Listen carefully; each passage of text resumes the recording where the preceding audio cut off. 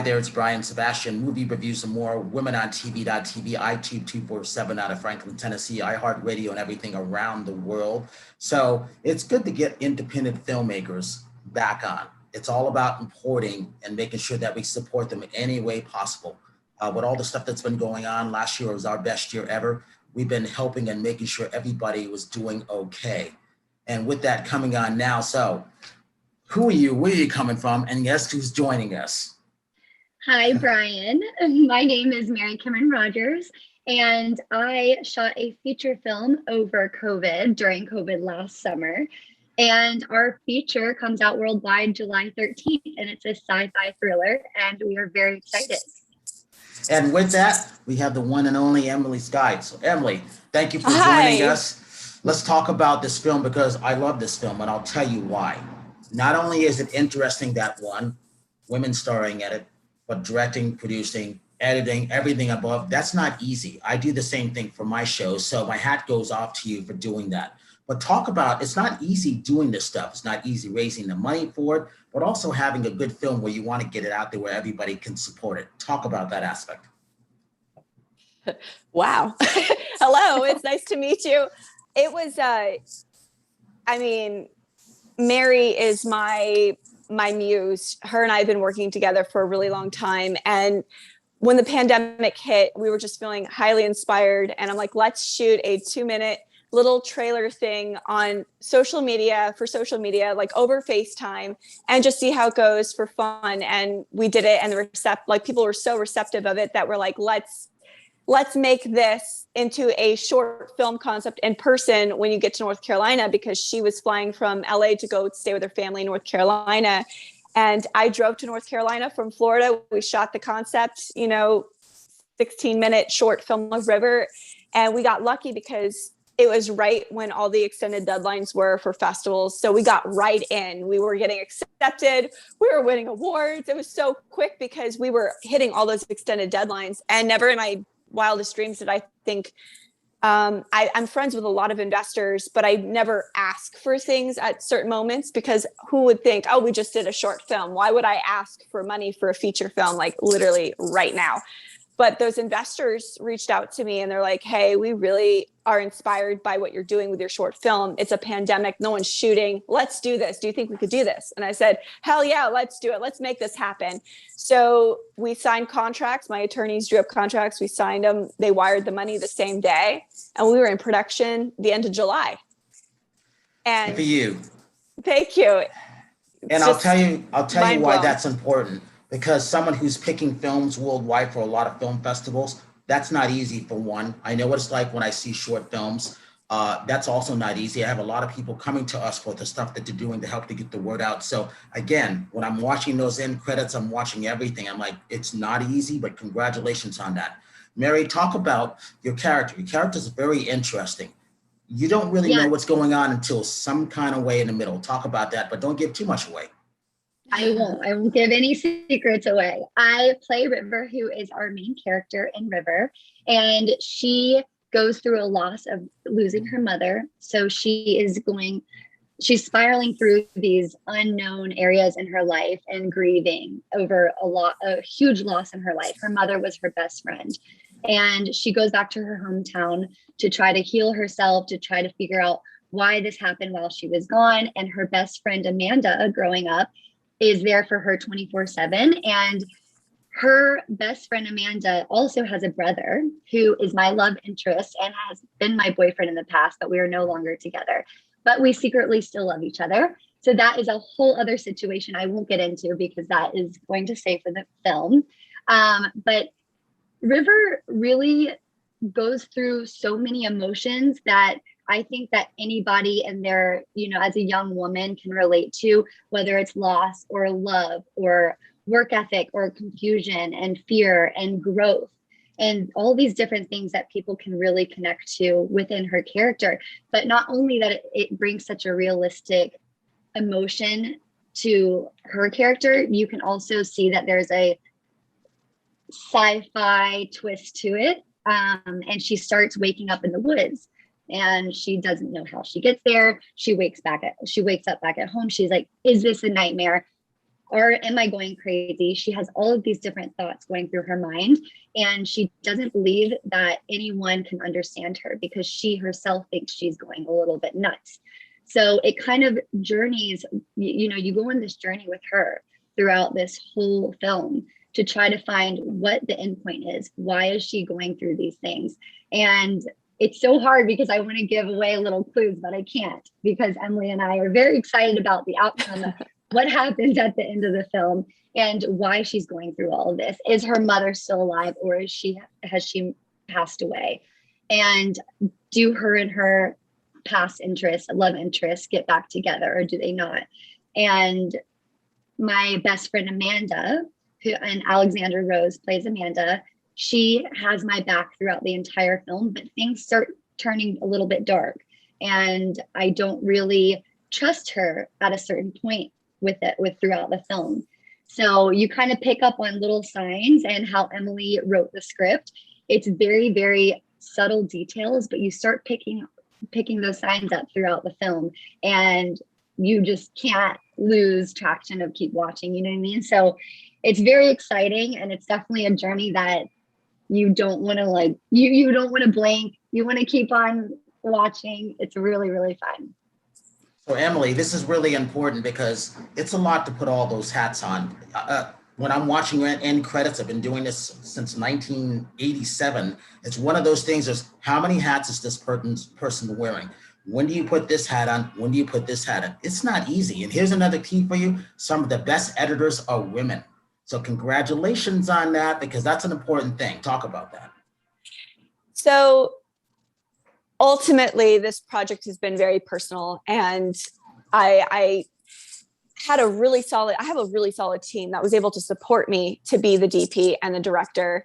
And I did step off producing once I got onto set. And, I brought in a producer to run the set while I was directing and DPing. Like, I didn't want to be in charge of all the logistics while on set, even though I got the money, I got the locations, I got the things that we needed to get. But it was very important to make sure that I passed the torch in the right moments so that I could focus on my talent and I could focus on my shots and the lighting and everything. So to me, I had everything diagrammed. I diagrammed, shot listed, had lighting setups in my diagram. So I knew exactly what I wanted. I already knew what my locations were because I found the location. So I was absolutely 100% sure where I wanted to put lights, how I wanted to block my actors. Instead of doing a table reading with my actors, we just jumped right in and started rehearsing. We went scene by scene, and then I'd block after reading this, the scenes a few times, and we'd stop and we'd block everything so that when we were on set, we were able to run through everything smoothly, and we only had to make a few adjustments. And I made sure in my head, I was like, okay, we were working with a few green actors, and I'm like, what is my focus? Am I going to focus on making sure I get so much coverage, like all extra things that, fluff, I call it, or am I going to be an actor's director and make sure that I'm making sure that I'm getting the performances out of my actors that they need to be able to portray.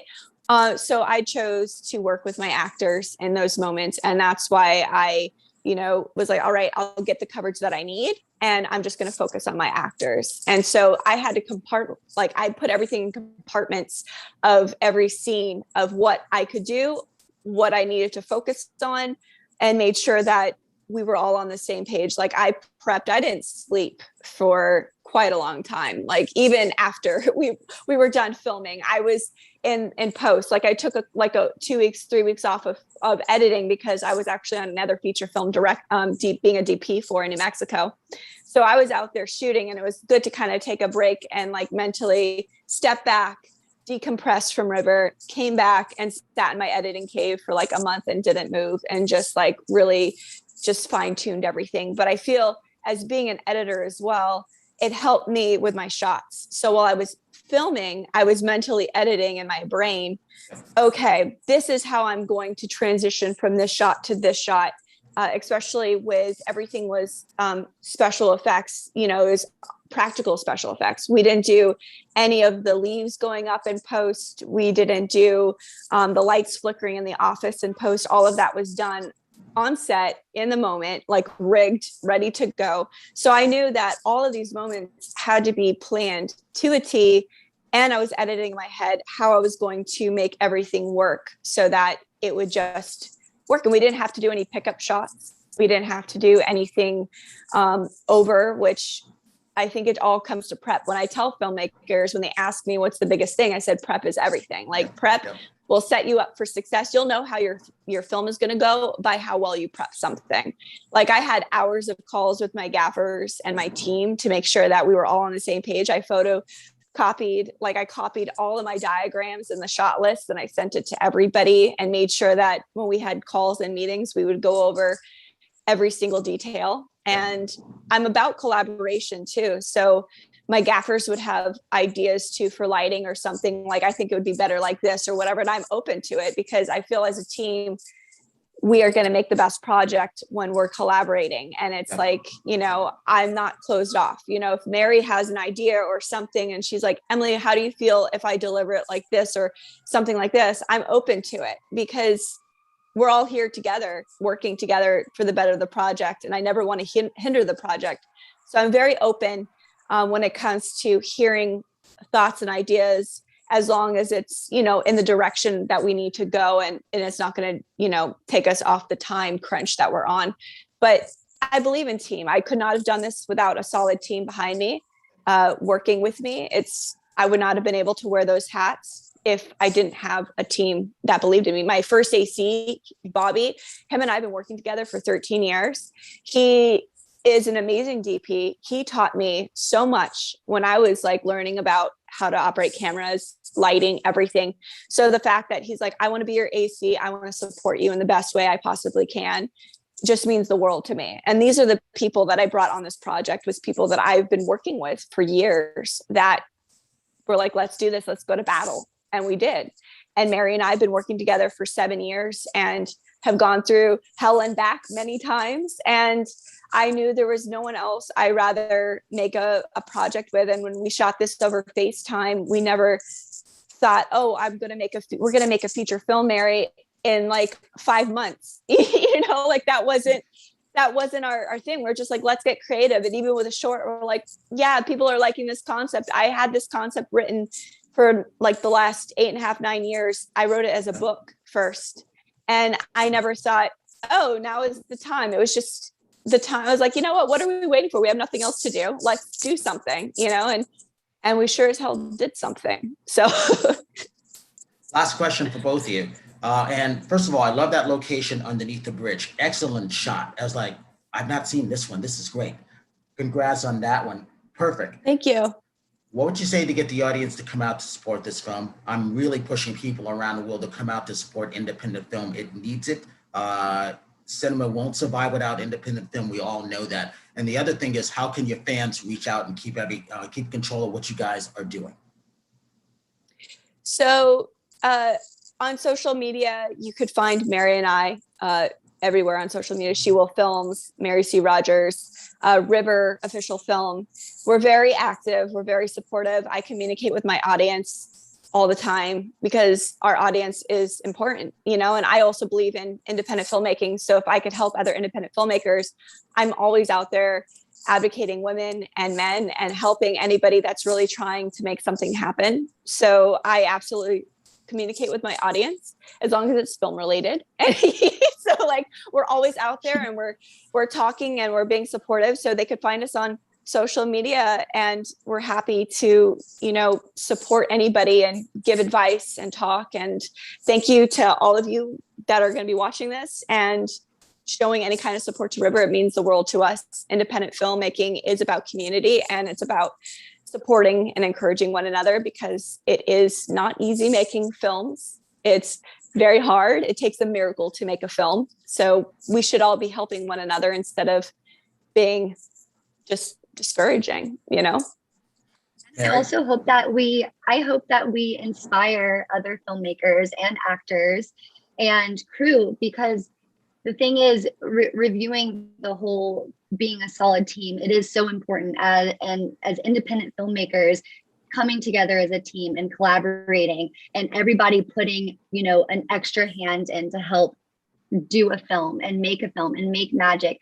It really shows on camera. And we would have never been able to do this if it weren't for all of us collaborating together and putting an extra hand in for each one of us. So Absolutely. I really do think, yeah, and I wouldn't have been able to bring out my character River without our solid team. And I hope that inspires people.